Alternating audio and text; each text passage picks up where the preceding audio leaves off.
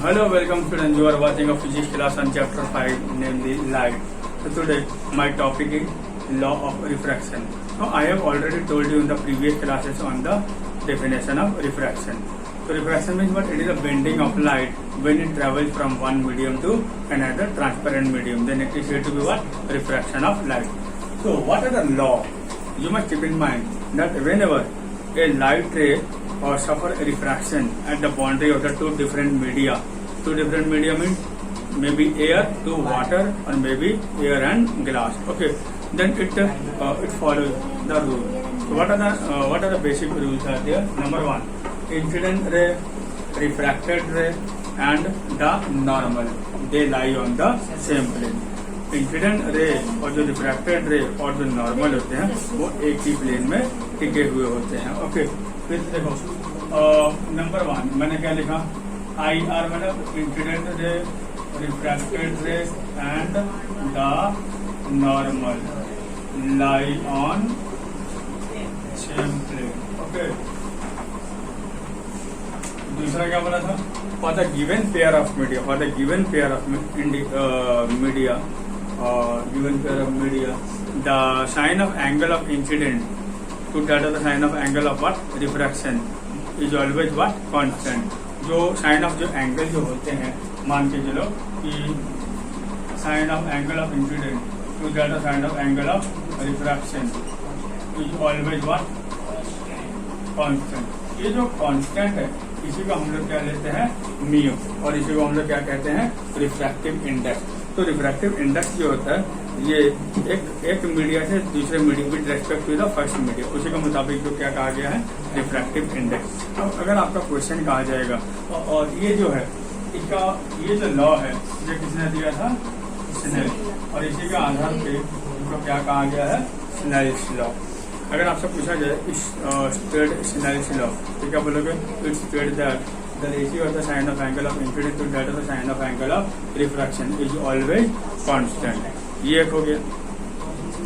अब आपका क्वेश्चन है रिफ्रैक्टिव इंडेक्स. तो रिफ्रैक्टिव इंडेक्स को बोलोगे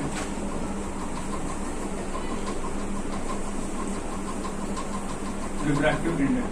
तो रिफ्रैक्टिव इंडेक्स का मतलब ये हो गया कि रिफ्रैक्टिव इंडेक्स का मतलब है कि it is the ratio of the sine of angle of it is the ratio of the speed of light in rarer medium to that of the speed of light in denser medium. मतलब refractive index हम लोग क्या संबंध देते हैं? Mu. तो इसको कैसे लिखेंगे? Speed of light in air. Air आपका हो गया क्या? रेयर मीडियम, जिसमें लाइट का स्पीड क्या होता है? मैक्सिमम होता है. Okay, divided by speed of light in glass, water, है ना. तो जो भी ले लो तो ये आपका हो गया डेंसर मीडियम. अब इसमें आपको एक चीज समझना है, जिसका रिफ्रैक्टिव इंडेक्स जितना ज्यादा होगा उतना लाइट ज्यादा क्या होगा? बेंड होगा. ये दिमाग में रखना.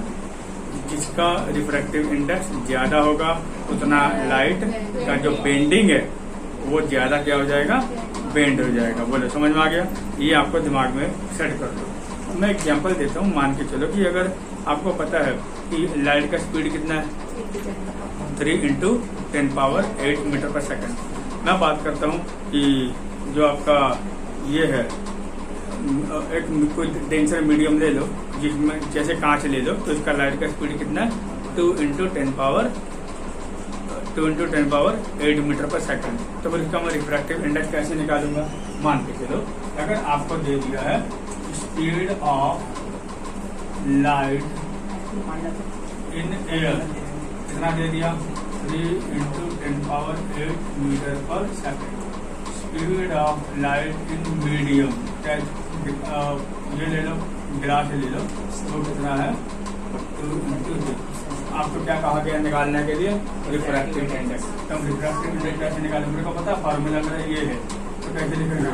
3 × 10⁸ मीटर पर सेकंड डिवाइडेड बाय 2 × 10⁸ मीटर पर सेकंड. तो मीटर पर सेकंड कट गया, 10⁸ कट गया. तो मेरा जो आया है रिफ्रैक्टिव इंडेक्स वो कितना आया है? 1.8. तो ये जो 1.5 जो आया मीडियम, ये किसका आया? मीडियम का विद रेस्पेक्ट टू एयर। समझ में आ गया? तो जिसका ज्यादा रिफ्लेक्टिव इंडेक्स आएगा वो उतना ही ज्यादा क्या करेगा, बेंड करेगा। क्लियर हो गया? तो लाइट उसमें उतना ज्यादा ही बेंड होगा। क्लियर हो गया? तो ये आपको समझ लीजिएगा, इसको बढ़िया से घर में पढ़ लीजिएगा। फिर हम नेक्स्ट क्लास में फिर मुलाकात करेंगे। तब तक बाय बाय।